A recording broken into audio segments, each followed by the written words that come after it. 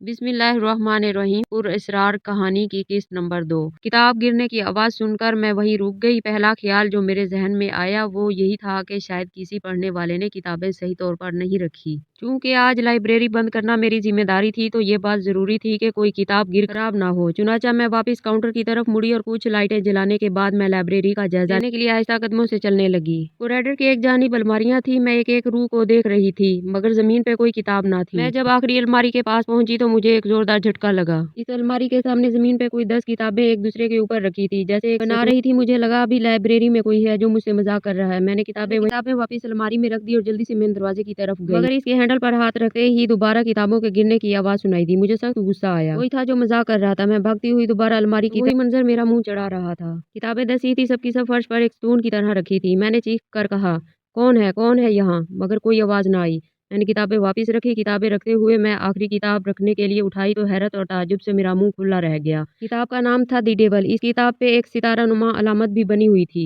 मुझे अचानक इस जगह से खौफ आने लगा। ये किताब पहले तो यहाँ नहीं थी। मैं एक अरसे से यहाँ आती रहती थी, कभी भी मैंने इसे नहीं देखा था। किताब की जिल्द स्याह थी और काफी पुरानी लग रही थी। मैं तजस्सुस से इसी काउंटर पर हाथ लेगी। काउंटर के पास कुर्सी बिछी थी। मैं किताब लेकर वहाँ बैठ गई और इसको खोल कर देखने लगी। किताब किसी नाकाबिले फहम जबान में थी जिसका मुझे कोई इल्म नहीं था। तहरीर के अलावा इसमें कुछ तस्वीर भी थी जो कि बेहद खौफनाक थी। मेरा दम घुटने लगा। इस वक्त बंद लाइब्रेरी में तेज ठंडी हवा का झोंका आया और साथ ही मेरे कान के पास किसी ने सरगोशी में मेरा नाम लिया।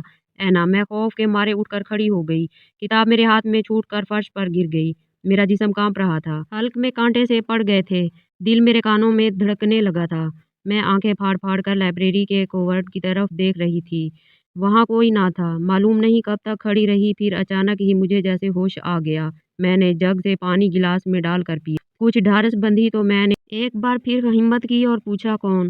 खामोशी बहुत बढ़ गई थी। मुझे अपने ही दिल की धड़कन सुनकर डर लग रहा था।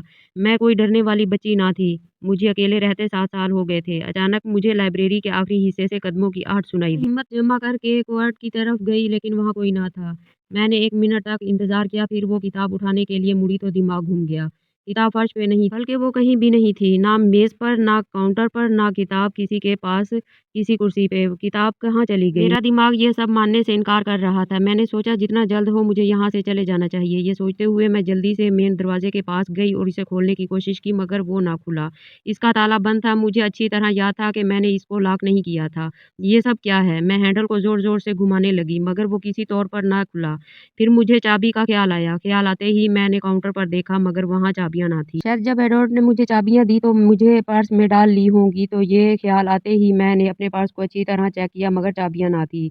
मैं एक बार फिर दरवाजे की तरफ भागी। जोर जोर से दरवाजा खटकाया और चला चला कर कहा मदद करो, कोई है? मदद करो मेरी। मगर कोई नतीजा ना निकला। मैं वापस काउंटर पर आई और लैंडलाइन फोन को देखते ही मेरी जान में जान आ गई। मैं तीर की तरह फोन की तरफ लपकी। रिसीवर उठाकर कान से लगाया तो आंखों के आगे अंधेरा छा गया। फोन डेड था।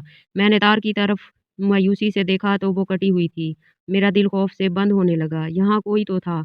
कौन था जो शायद मेरी जान लेना चाहता था? मैं दरवाजे के पास फर्श पर निढाल होकर बैठ गई। मेरी आंखों से आंसू रुमा थे। काफी देर ऐसे ही रोती रही। फिर मैंने सोचा यहाँ कोई मेरी मदद करने नहीं आएगा, मुझे अपनी मदद खुद करनी होगी। ये ख्याल आते ही मुझे हिम्मत महसूस हुई और मैं उठकर खड़ी हो गई। पहले मैंने काउंटर के पीछे आगे फर्श पे चाबियां तलाश की मगर ना मिली। फिर मैंने लाइब्रेरी की तमाम रोशनियां जला दी ताकि कोई इसे खुला देखकर इसकी तरफ आ जाए। इसके बाद मैंने दरवाजा खोलने की आखिरी कोशिश की। मैं दरवाजा खोलने की कोशिश कर रही थी कि अचानक लाइब्रेरी के पिछले हिस्से से तेज दस्तक आवाज आई। एकदम मेरा दिल चलकर हलक आ गया।